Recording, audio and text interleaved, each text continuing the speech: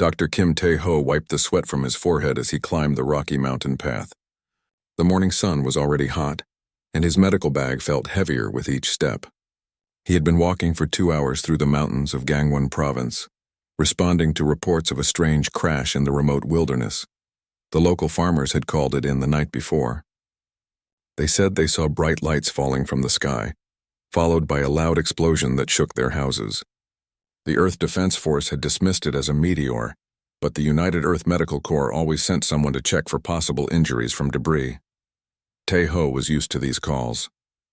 Most of the time he found nothing more than burned trees and scattered rock, but something felt different about this one.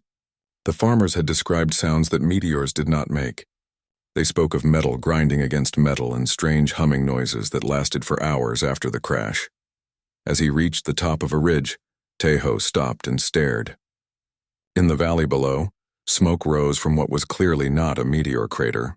The object was long and silver, partially buried in the earth. Its surface was smooth and curved in ways that no Earth technology could create. Strange blue lights blinked along its sides, growing dimmer with each flash. Tae-ho felt his heart race. This was it, first contact. After decades of wondering if humanity was alone in the universe, he was looking at proof that they were not. He pulled out his communication device, ready to call for backup, but then he hesitated. The object looked damaged. If there were beings inside, they might be hurt or dying. His medical training took over. Injured meant emergency. Emergency meant act first. Call later. Tae-ho ran down the slope, sliding on loose rocks and grabbing trees to steady himself. The closer he got to the ship, the more details he could see. The hull was cracked in several places, with some kind of green fluid leaking from the wounds. Scorch marks covered one side, suggesting the ship had been in battle before it crashed. He reached the vessel and walked around it, looking for a way inside. The ship was about 30 meters long and made of a material he had never seen before. It felt warm to the touch and seemed to pulse with a faint rhythm, like a heartbeat. Near what he guessed was the front of the ship, Tae-ho found an opening. The entrance was partially collapsed, but there was enough room for him to squeeze through. He turned on his flashlight and crawled inside. The interior was unlike anything from Earth. Curved walls glowed with soft light, and strange symbols covered every surface. The air smelled of ozone and something sweet he could not identify. But what caught his attention was the sound of labored breathing coming from deeper inside the ship. Tae-ho followed the sound through narrow corridors until he reached what looked like a control room. And there, slumped over a chair that seemed designed for a human-like body, was the ship's pilot. The being was definitely not human, but it was close enough to make Tae-ho stare in amazement. It had the basic shape of a person, but its skin was a deep blue color that seemed to shimmer in the ship's light. Its face was more angular than a human's, with larger eyes and pointed ears. Long silver hair fell across its shoulders, but what struck Tae-ho most was that the being was clearly female, and she was dying. Blood covered the front of her strange uniform, and more pooled on the floor beneath her chair. The blood was red, just like human blood, which gave Tae-ho hope. If her blood was similar to his, maybe their bodies were similar in other ways too. He knelt beside her and checked for a pulse. Her heart was beating, but it was weak and getting weaker. She had lost too much blood and would die soon without help. Her breathing was shallow and her skin felt cold despite its blue color. Tae-ho opened his medical bag and pulled out his portable scanner. The device was designed to work on humans, but it gave him some readings from the alien woman. Her body temperature was dropping fast and her blood pressure was dangerously low. She needed blood, and she needed it now. He looked at the readings again and made a decision that would change everything. The alien woman's blood chemistry was close enough to human blood that a transfusion might work. It was risky for both of them, but without it, she would certainly die. Tae-ho had always believed that a doctor's job was to save lives, regardless of who or what needed saving. This woman, alien or not, was someone's daughter, maybe someone's mother. She deserved a chance to live. He pulled out his transfusion kit and began setting up the equipment. The process was simple in theory, but dangerous in practice. He would connect his blood directly to her circulatory system, letting his blood flow into her body to replace what she had lost. As he inserted the needle into his own arm, Tae-ho wondered what his supervisors would say. First contact protocols were clear about not interfering with alien beings. But protocols were written by people sitting in safe offices, not by doctors watching someone die in front of them. The blood began to flow from his arm into the alien woman's body.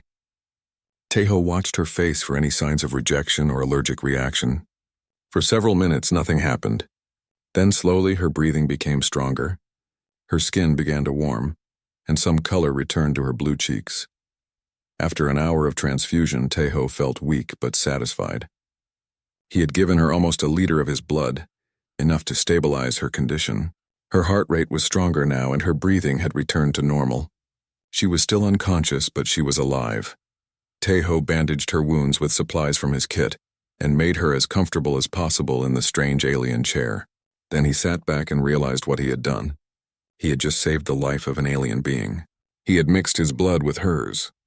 He had made first contact not with words or diplomacy, but with an act of medical compassion. As he waited for her to wake up, Tejo looked around the damaged ship and wondered who she was and where she had come from. The symbols on the walls meant nothing to him, but they seemed to tell a story. Some looked like star charts, others like battle plans. Whatever had brought her to Earth, it had not been peaceful. The damage to her ship suggested she had been running from something or fighting something. And if she had enemies out there among the stars, they might be coming to Earth next, but for now, all that mattered was that she was breathing. Dr. Kim Tae-ho, a simple field medic from rural Korea, had just performed the first successful medical procedure on an alien being in human history. He had no idea that his act of kindness would soon change the fate of both their species forever. 3 days had passed since Tae-ho saved the alien woman's life. He had stayed by her side in the crashed ship, using his emergency supplies to keep them both alive. During the day, he would venture outside to gather water from a nearby stream and collect edible plants. At night, he would sit beside her, monitoring her vital signs and wondering if she would ever wake up. On the third morning, as golden sunlight filtered through the ship's damaged hull, her eyes finally opened. The alien woman blinked several times, her large eyes focusing slowly on Tae-ho's face. When she tried to sit up, he gently pressed her shoulder back down. "Easy," he said softly. "You were badly hurt. You need to rest." She stared at him for a long moment, her expression unreadable. Then she spoke, and to Tae-ho's amazement, he could understand her words. Her voice was musical, with an accent he had never heard before. "You saved me," she said. It was not a question, but a statement of fact. "I'm a doctor," Tae-ho replied. "It's what I do." The woman's eyes widened, and she looked down at her bandaged wounds. Then she looked at the small bandage on Tae-ho's arm, where he had inserted the transfusion needle. Her face went very pale, even for someone with blue skin. "You gave me your blood," she whispered. "You were dying," Tae-ho said. "I had to do something." The alien woman closed her eyes and took a deep breath. When she opened them again, there was something different in her expression. Something that looked almost like fear. "My name is Velnara," she said. "I am a blade singer of the Kalhari Empire. And you, human, have done something that will change both our lives forever." Tae-ho felt a chill run down his spine. "What do you mean?" Velnara slowly sat up, testing her strength. The movement should have caused her pain, but she seemed to feel none. "In my culture, when someone accepts the blood of another, it creates what we call the Talven. It is a sacred bond that cannot be broken." "A bond?" Tae-ho asked. "Your life force now flows in my veins," Velnara explained, "and mine flows in yours. We are connected in ways that your people cannot understand. The Talven grants great power, but it also brings great responsibility." As if to prove her point, Tae-ho suddenly felt a strange sensation wash over him. His muscles felt stronger, his senses sharper. He could hear things he had never noticed before. The tiny sounds of insects moving through the grass outside, the distant call of birds high in the mountains, even the subtle hum of the ship's damaged systems. "What's happening to me?" he asked. "The enhancement is beginning," Velnara said. "My people have spent thousands of years perfecting our bodies for war. Now you share that perfection." She stood up, and Tae-ho was amazed to see that her wounds had healed completely. Where there had been deep cuts just hours before, there was now only smooth blue skin. "But there is more you must know," Velnara continued, her voice becoming urgent. "I did not come to your world by accident. I was carrying a warning." Tae-ho listened as she told him about the Grotek Empire, a race of reptilian beings who conquered world after world, enslaving or destroying every species they encountered. She had been part of a scouting mission that discovered the Grotek were planning to invade Earth. My ship was attacked as I tried to escape their space, she said. I managed to fight them off, but my vessel was damaged. I barely made it to your world. Why would they want Earth? Tahoe asked. Your planet is rich in the minerals they need for their weapons, Velnara replied, and your people are still young in space travel. They think you will be easy to defeat. Tahoe felt anger rise in his chest, but it was different from any anger he had felt before. It was colder, more focused, more dangerous. How long do we have? He asked. Their invasion fleet will arrive within days, Velnara said. Unless your people are warned and prepared, your world will fall. As they talked, Tahoe began to notice other changes in himself. His reflexes were faster, his thinking clearer. When a bird suddenly flew through the damaged hull, he caught it gently in his hands before he even realized he was moving. The bird was unharmed, but Tahoe stared at his hands in amazement. No human could move that fast. Velnara watched him with interest. The bond affects each person differently, she said. But I have never seen anyone adapt so quickly. Is that good or bad? Tahoe asked. I do not know, she admitted. You are the first human to ever share the Talven with my people. We are walking an unknown path together. She moved to one of the ship's control panels and began pressing buttons. To Tahoe's surprise, some of the lights began to glow brighter. The ship's repair systems are still functioning, she said. It will take time, but she can heal herself. Just as we are healing. We? Tahoe asked. Velnara turned to him with a strange expression. The bond works both ways, human. Just as you are gaining Kalahari abilities, I am gaining something from you. What kind of something? She paused as if trying to find the right words. Determination, creativity. The refusal to give up even when facing impossible odds. These are not common traits among my people, but they burn strong in you. Over the next few hours, Velnara taught Tahoe basic combat techniques while the ship slowly repaired itself. She showed him how to move with his enhanced reflexes, how to anticipate an opponent's attacks, and how to use his new strength without losing control. In return, Tahoe shared his medical knowledge with her. He explained human anatomy and physiology, techniques for treating wounds and diseases, and the principles behind the equipment in his medical bag. As the day wore on, they both realized that something unprecedented was happening. The Talven bond was not just sharing their abilities, it was multiplying them. Together they were becoming something more than either of them had been alone. But their learning was interrupted by a sound that made Velnara freeze in terror. A low, rumbling growl echoed through the mountains, followed by the unmistakable sound of heavy footsteps approaching their hiding place. Grotech scouts, Velnara whispered, reaching for a strange weapon that had been hidden in her ship. They have found us. The Grotech warriors appeared at the entrance to the ship like nightmares made real. Tahoe had never seen anything so terrifying in his life. They were tall, nearly 3 meters each, with thick scales covering their bodies. Their heads were long and narrow like crocodiles, filled with sharp teeth that gleamed in the ship's light. Each one carried weapons that looked like they could cut through steel. There were 6 of them, and they moved with the confidence of predators who had never known defeat. Their yellow eyes scanned the interior of the ship until they found Velnara and Tahoe. The lead Grotech spoke in a voice that sounded like grinding stone. Tahoe could not understand the words, but the meaning was clear enough.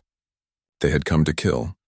Velnara raised her weapon, a blade that glowed with blue energy. She said something to the Grotech in their own language, and Tahoe was surprised to hear defiance in her voice rather than fear. What did you tell them? He whispered. I told them they would have to fight both of us, she replied, and that they would not survive the experience. The lead Grotech laughed, a horrible sound like breaking glass. Then he barked an order to his warriors, and they spread out to surround Tahoe and Velnara. I don't know how to fight, Tahoe said, panic rising in his voice. Yes, you do, Velnara said calmly. The Talven has given you everything you need. Trust your instincts. The first Grotech lunged at Tahoe with a curved blade that whistled through the air. Without thinking, Tahoe dove to the side, rolling across the floor and coming up behind one of the control panels. The Grotech's blade struck metal instead of flesh, sending sparks flying. Tahoe's mind raced, but not with panic. Instead, he found himself analyzing the situation with cold precision. 6 enemies, 2 defenders. The Grotech were stronger and better armed, but they were fighting in a confined space that limited their movement. They were also overconfident, expecting an easy victory. That overconfidence would be their weakness. As the second Grotech charged toward him, Taeho grabbed a piece of broken metal from the ship's hull. When the warrior swung his weapon, Taeho used the metal to deflect the blow and stepped inside the creature's reach. His enhanced reflexes allowed him to move faster than the Grotech expected, and his fist connected with the warrior's throat. The blow should not have done much damage to a creature with such thick scales. But something had changed in Taeho's strength as well as his speed. The Grotech staggered backward, gasping for air. Across the room, Velnara was fighting 3 Grotech at once, her glowing blade moving in patterns too fast for normal eyes to follow. But even with her enhanced abilities, she was being pushed back. The Grotech were working together, coordinating their attacks to overwhelm her defenses. Taeho saw her predicament and felt something new awaken in his mind. It was not just the enhanced reflexes or strength that the Talven had given him. It was something deeper, something uniquely human.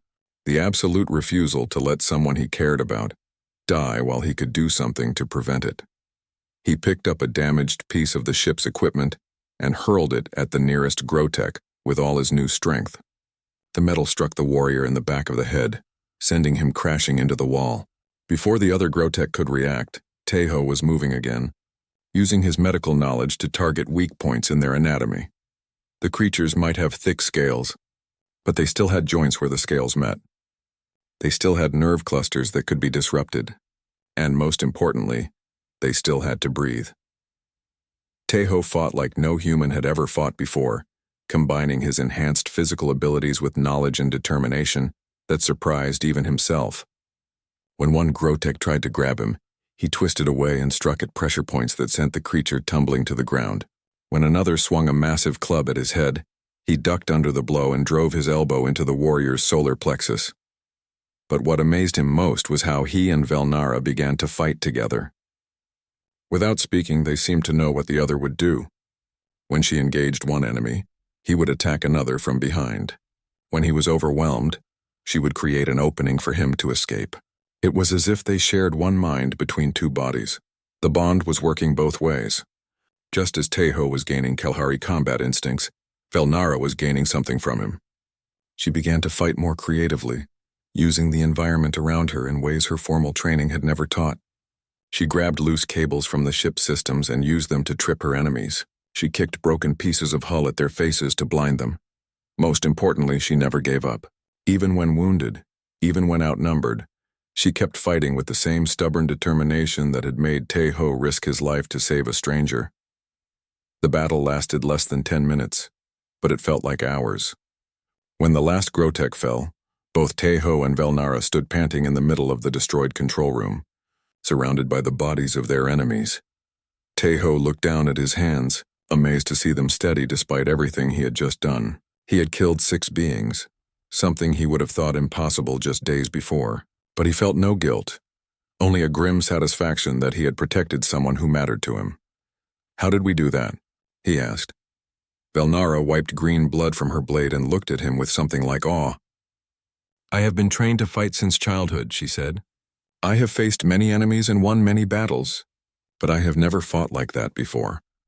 She walked over to one of the fallen Grotech and began searching through its equipment. After a moment, she pulled out a small device covered in blinking lights. "A communicator," she explained. "We can use it to learn about their invasion plans." As she worked with the alien technology, Taeho examined his own body for injuries. He found several cuts and bruises, but nothing serious. More importantly, he noticed that the wounds were already beginning to heal. The enhanced regeneration that came with the Talven bond was even more powerful than he had realized. After several minutes, Velnara managed to activate the communicator. The device projected a 3-dimensional map into the air, showing star systems and fleet positions. What they saw made both of them freeze in horror. "How many ships is that?" Taeho asked. Velnara counted quickly, her face growing pale. "Over 200 vessels," she said.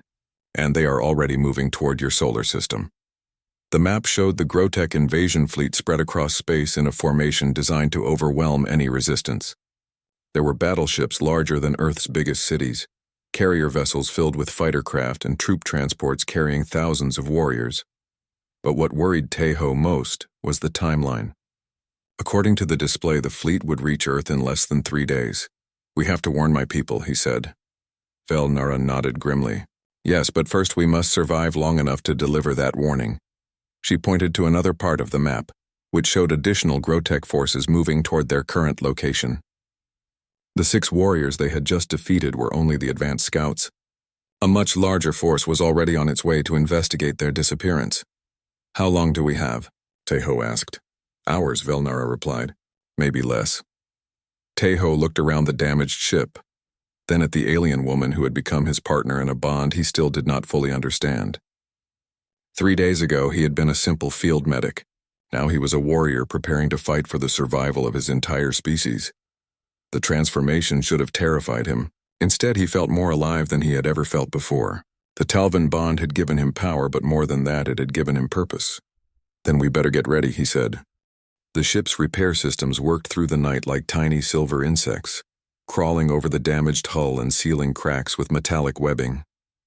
Teho watched in fascination as sections of the vessel that had been completely destroyed slowly rebuilt themselves using materials he could not identify. Kalahari nanotechnology, Velnara explained as she worked at one of the restored control panels. The ship remembers its original form and tries to return to it, like a living thing healing from injury. While they waited for the repairs to complete, Velnara began teaching Teho more advanced combat techniques. She showed him how to use his enhanced reflexes to predict where an enemy would strike before they moved. She taught him to read body language and facial expressions to identify threats before they became dangerous. In return, Teho shared more of his medical knowledge. He explained how human blood carried oxygen to the muscles, how the nervous system transmitted signals from the brain, and how understanding anatomy could make a fighter more effective. Velnara absorbed this information eagerly, asking questions that showed she was already thinking of new ways to apply it in battle. As they trained together, Teho began to understand that the Talvin bond was more than just sharing abilities. It was creating something entirely new. He was becoming more than human, and Velnara was becoming more than Kalahari. On the second day, Velnara managed to establish communication with her people. She spoke into a crystal device that glowed with soft blue light, using her own language. The conversation lasted for over an hour, and Teho could tell from her expression that she was both excited and troubled by what she heard. When she finished, she turned to him with an expression he could not read. I have told the High Command about you, she said, about what you did for me and about how the Talvin bond has affected us both. What did they say? Teho asked. Velnara was quiet for a long moment. They said something I did not expect. They said that our ancient prophecies speak of a star-born species that would one day share our strength and multiply it. They think your people might be that species. The implications of this hit Teho like a physical blow. You mean this was supposed to happen? Perhaps, Velnara said. The prophecies are old and difficult to understand, but they speak of warriors from across the void who would stand beside us in the final battles against the darkness, warriors who refuse to surrender even when all hope seems lost. She looked at him with something that might have been reverence. You saved my life when you had every reason to let me die. You risked your own safety for a being you had never seen before. That is not normal behavior, even among my people. Teho felt uncomfortable with her praise. Any doctor would have done the same thing. No, Velnara said firmly. Not any doctor. Not any person. What you did required a kind of courage that most beings do not possess. The courage to care more about another's life than your own safety. While they talked, Teho used his communication device to contact his supervisor, Dr. Park So-young. The conversation was difficult to explain, but So-young had known Teho for years and trusted his judgment. She agreed to arrange a meeting with the Earth Defense Force. Within hours, Admiral Lee Dong-wook himself was on a secure channel, listening as Teho explained the situation. The Admiral was skeptical at first, but when Velnara provided detailed intelligence about Grotech ship designs, weapon capabilities, and tactical preferences, his attitude changed completely. How many ships are coming? The Admiral asked. Over 200, Teho replied, and they'll be here in less than 2 days. There was a long silence on the other end of the communication. Finally, Admiral Lee spoke again. Can your people help us fight them? Velnara took the communicator from Teho. That depends, she said, speaking directly to the Admiral in accented but clear Korean. Are your people willing to fight? We'll fight, Admiral Lee replied. But we're not sure we can win. Separately, neither of our peoples could defeat the Grotek, Velnara said. But together we might have a chance. By the third day, the ship's repairs were complete enough for flight. The vessel looked different than when Tejo had first found it. The nanotechnology had not only fixed the damage, but had somehow incorporated elements of the surrounding environment. Sections of the hull now had a texture that reminded him of earthstone, and some of the interior panels had taken on colors that matched the mountain vegetation. The ship adapts, Velnara explained when he asked about the changes. It learns from where it has been and becomes stronger because of it. Just like us, Tejo thought. As they prepared to leave for Earth's capital, Tejo realized how much his life had changed. 3 days ago, he had been a field medic hiking through the mountains on a routine call. Now he was about to help coordinate the defense of his entire planet alongside an alien warrior who had become closer to him than his own family. The Talvan bond had deepened during their time together. He could sense Velnara's emotions now, feel her determination and her growing affection for him and his species. In return, he knew she could feel his protective instincts, his refusal to give up and his absolute commitment to keeping both their people safe. As the ship lifted off from the mountain valley, Tejo looked down at the place where his old life had ended and his new one had begun. The crash site was just a patch of disturbed earth now, already beginning to heal as nature reclaimed it. "Are you ready for what comes next?" Velnara asked as she piloted the ship toward Earth's capital. Tejo thought about the Grotek invasion fleet racing toward his world. He thought about the battles they would have to fight and the sacrifices that would be required. He thought about the possibility that despite everything they did, humanity might still fall. But he also thought about the bond he shared with Velnara and what it represented. Two species, different in every way except the things that mattered most, choosing to stand together against the darkness. "I'm ready," he said, and meant it. The ship accelerated through Earth's atmosphere, carrying its unlikely crew toward a destiny that neither of them could have imagined just days before. Behind them, the mountains of Gangwon province grew small and distant. Ahead of them, the lights of Neo-Seoul glowed like stars against the darkening sky. Tejo watched the city approach and felt a mixture of hope and determination flow through the Talvan bond. Velnara was feeling it too, he realized. The absolute certainty that no matter how dark things became, they would face it together. And somehow, that made all the difference. As they flew toward the capital, Velnara activated the ship's communication array and began broadcasting on Kalahari frequencies. She was calling her people, Tejo realized, calling them to come and stand beside humanity in the fight that was coming. He did not know if they would answer. But for the first time since learning about the Grotek invasion, he allowed himself to believe that Earth might have a chance after all. The Earth Defense Force headquarters in Neo-Seoul was in chaos when Tejo and Velnara arrived. Military personnel ran through corridors carrying reports and weapons, while giant screens displayed orbital sensor readings that showed the approaching Grotek fleet as red dots against the starfield. Admiral Lee Dong-wook met them at the landing pad, flanked by a dozen security officers who stared at Velnara with mixtures of fascination and fear.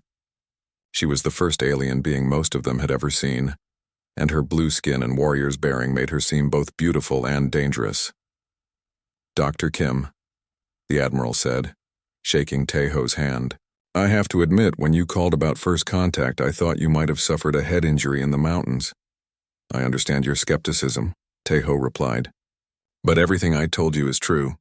The Grotek will be here in less than 18 hours. Admiral Lee turned to Velnara and bowed slightly, a gesture of respect that seemed to surprise her. "Blade Singer Velnara, welcome to Earth. I wish we were meeting under better circumstances." Velnara returned the bow. "Admiral Lee Dong-wook, I bring greetings from the Kalahari Empire, and I bring hope." She gestured toward the sky, where new points of light were becoming visible even in the afternoon sun. "My people have answered my call."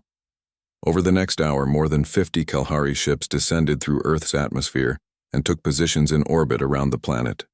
Each vessel was a work of art as much as a weapon, their hulls flowing in curves that seemed to capture and reflect starlight. They were smaller than the massive Grotek battleships, but they moved with a grace that suggested deadly efficiency. The largest of the Kalahari ships landed near the defense headquarters, and from it emerged a figure that made even Velnara straighten to attention. Ambassador Corthane was tall even by Kalahari standards, with silver hair that fell to his waist and eyes that seemed to hold the wisdom of ages.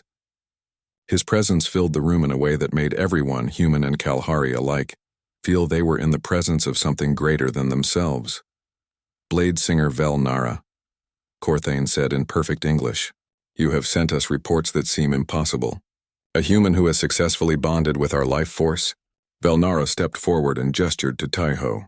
"Ambassador, may I present Dr. Kim Taiho, the human who saved my life and shares the Talven with me." Corthane studied Taiho for a long moment, and Taiho felt as if the alien diplomat was seeing into his very soul. Finally, the ambassador smiled, an expression that transformed his austere features into something almost paternal. "Dr. Kim," Corthane said, "may I examine the bond you share with Velnara?" Taiho nodded, not sure what the examination would involve. Corthane placed one long-fingered hand on Taiho's forehead and another on Velnara's. For a moment, nothing happened. Then Taiho felt a strange tingling sensation, as if electricity were flowing through his brain. The ambassador's eyes widened, and he stepped back with an expression of amazement. "Remarkable," he said. "Not only has the bond taken hold, but it has evolved beyond anything in our records. You are both more than you were, but you have not lost what made you who you are." He turned to Admiral Lee and the other human officials who had gathered to witness the meeting. "Admiral, I came here prepared to offer Earth our assistance against the Grotech invasion. But what I have seen changes everything." "How so?" Admiral Lee asked. Corthane gestured to Taiho and Velnara. "For thousands of years, my people have searched for the starborn species spoken of in our prophecies. We believed we would find warriors who could stand beside us as equals in the great battles to come, but we never imagined we would find something better." He paused dramatically. "We have found partners." The ambassador turned to address the room formally. "I am authorized by the Kalahari High Command to offer humanity something that has never been offered to any species in the history of our empire. We invite you to join us not as subjects or junior allies, but as full members of the Kalahari warrior caste." The room fell silent. Admiral Lee spoke first, his voice careful and controlled. "What exactly does that mean?" "It means," Corthane said, "that any human willing to undergo the Talven bonding process with a Kalahari warrior will receive full access to our enhancement technologies, our combat training, and our weapon systems. More importantly, they will be welcomed into our society as brothers and sisters in arms." Dr. Park So-young, who had been listening from the back of the room, stepped forward.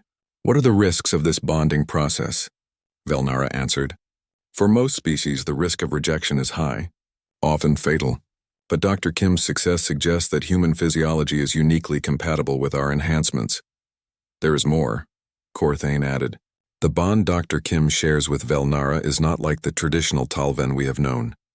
It is something new, something that makes both partners stronger than they could be alone. If this can be replicated with other humans, we will have created a new kind of warrior entirely." Admiral Lee looked around the room at his officers, many of whom were nodding with determination rather than fear.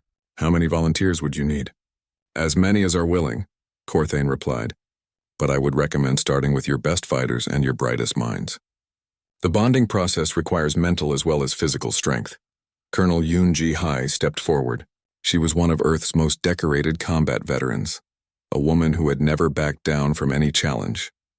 "I volunteer," she said. Dr. Park So-young joined her. "So do I." Within minutes, dozens of military personnel and medical staff had volunteered for the bonding process. Taiho watched with a mixture of pride and concern as his fellow humans stepped forward to risk everything for a chance to save their world. But Corthane held up his hand. "The process cannot be rushed," he said. "Each bonding must be done carefully, with full compatibility testing. We have 18 hours before the Grotech arrive. We can probably complete a dozen bondings in that time." "Then we better get started," Admiral Lee said. As the volunteers were taken to prepare for the bonding process, Corthane pulled Taiho aside. "Dr. Kim, there is something else you must know. Your act of saving Velnara's life has done more than create a new kind of warrior. It has opened a door between our peoples that can never be closed." "What do you mean?" Taiho asked.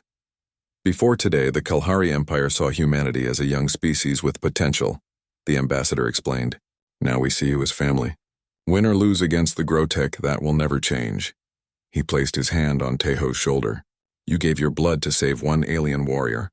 In return, you have given your entire species a place among the stars.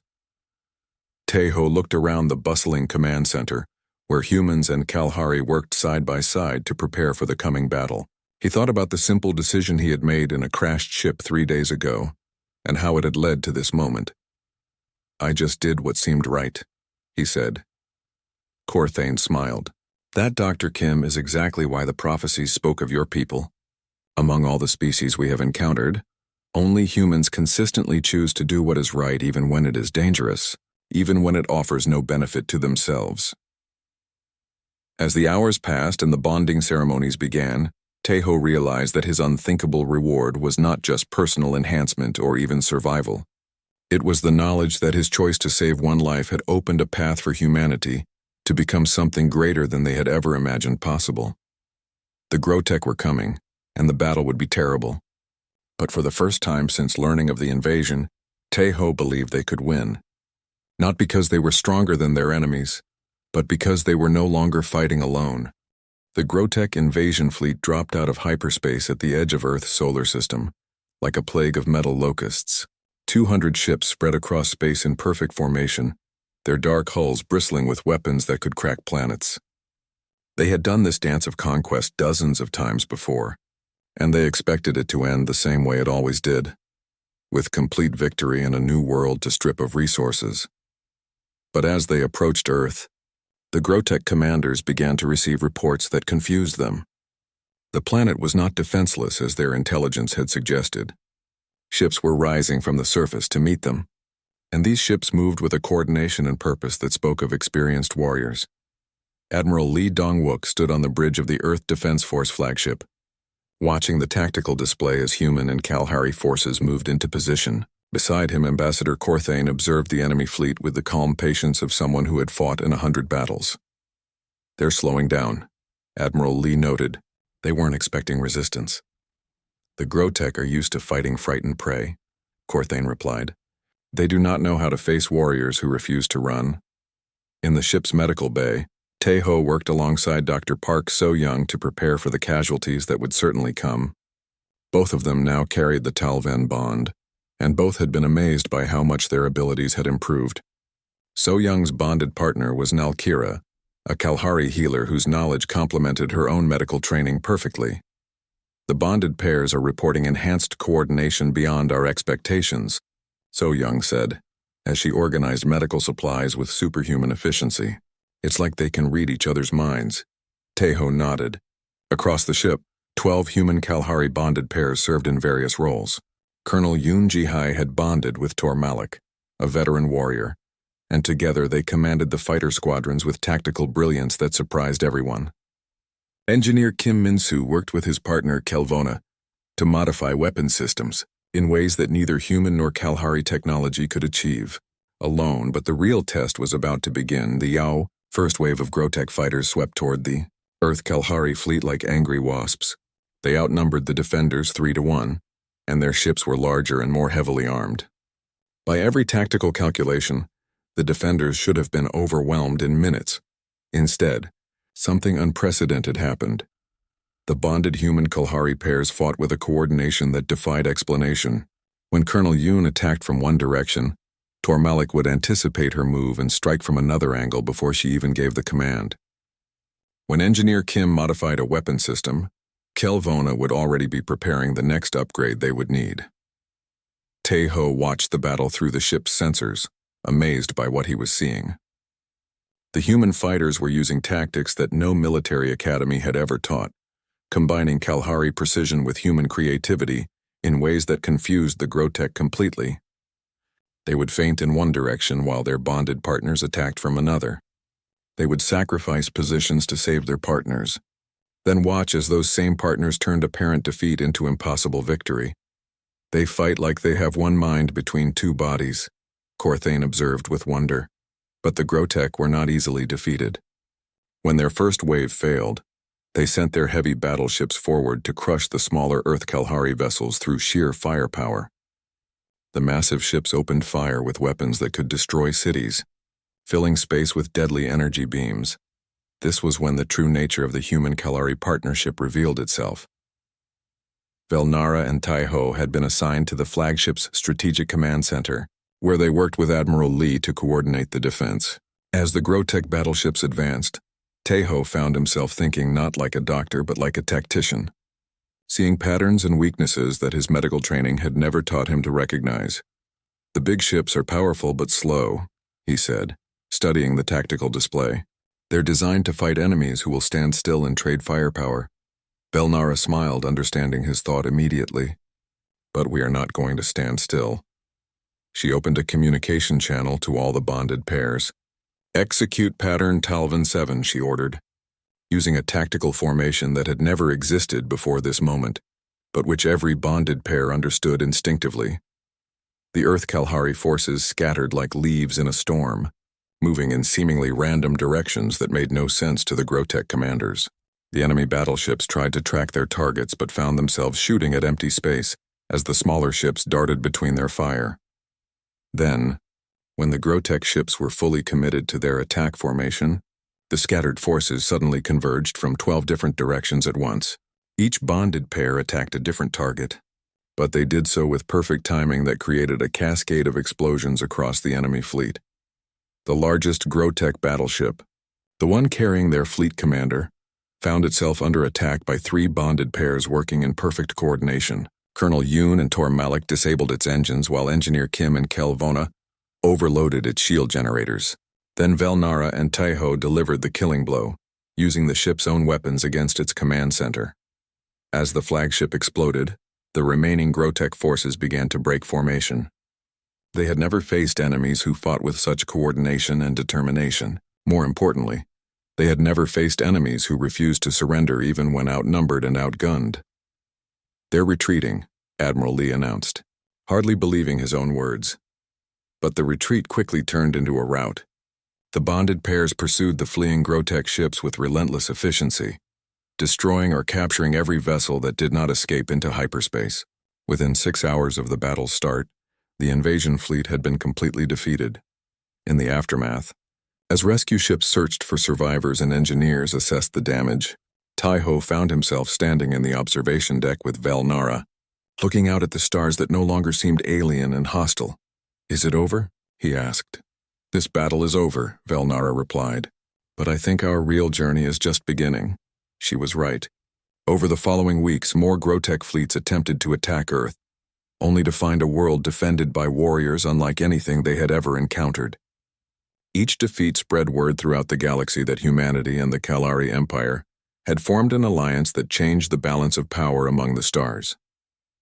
The Galactic Council, an organization of peaceful species that had cowered before Grotech expansion for centuries, formally invited Earth to join as a full member. Other warrior species impressed by the human-Kalahari bonding success requested similar partnerships. The galaxy was entering a new age of cooperation instead of conquest. 3 months after the first invasion, Tai-Ho stood in the same mountain valley where he had found Velnara's crashed ship. But now, instead of wreckage, the valley housed a training facility where humans and Kalahari learned to fight together.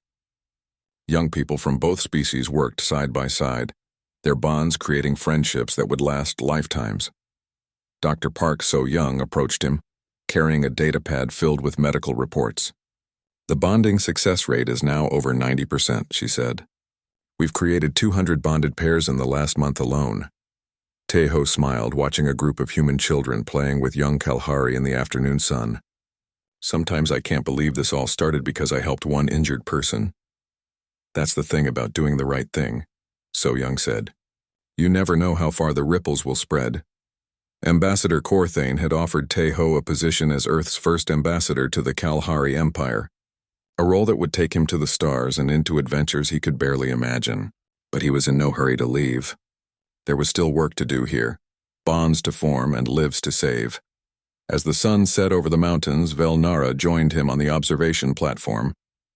Their bond had grown stronger over the months, evolving from a mystical connection into something deeper and more personal. They were partners in every sense of the word, and Tai-Ho could not imagine his life without her. "Any regrets?" she asked, taking his hand in hers. Tejo looked out over the training facility, where the future of both their species was being shaped by young people who saw no difference between human and Kalahari. He thought about the battles they had won and the peace they had helped create. He thought about the simple choice he had made to save a stranger's life, and how that choice had changed everything. None, he said, and meant it completely.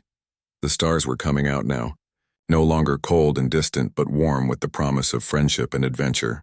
Earth was no longer alone in the universe, and humanity had found its place among the galactic community not as conquerors or subjects, but as partners and protectors. Dr. Kim Tae-ho, who had once been nothing more than a field medic hiking through the mountains, had helped give his species the greatest gift possible, a future among the stars, earned through compassion and sealed with blood.